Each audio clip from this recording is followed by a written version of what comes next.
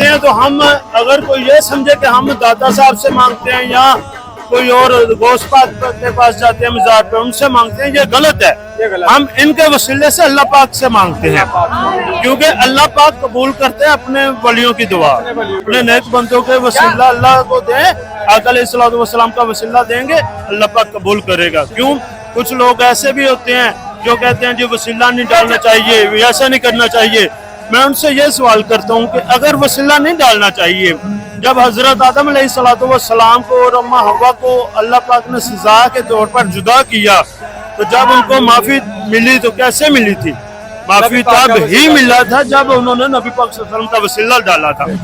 اگر نبیوں نے وسیلہ ڈالا ہے تو پھر کوئی آج انکار کرے تو وہ غلط ہے نا۔ جب ہم بات کرتے ہیں جی کہ جو ان کو ماننے والے کو چاہیے کہ ان کی تعلیمات پہ، اسلام کی تعلیمات پہ عمل کریں، جی، جس بالکل طرح انہوں نے کیا، بالکل جب ہم ایسا یہ بات کرتے ہیں کہ یہ چیز غلط ہے، لوگ کیوں غصہ کر دیتے ہیں؟ دراصل بات لوگوں نے یہ کڑے ہے پہنے ہوئے، میں نے جی پوچھا سر کیوں پہنے ہوئے لوگ ناراض ہو، بالیاں پہنے ہوئے کیوں پہنی ہوئے لوگ ناراض، فیصلہ بات سے لوگ پیدل چل کے آ رہے ہیں، کیا ان عظیم ہستی نے یہ سبق دیا تھا؟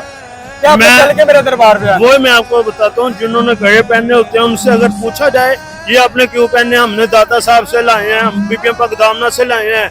میں ان کو یہ کہتا ہوں کہ یہ جہالت ہے یار،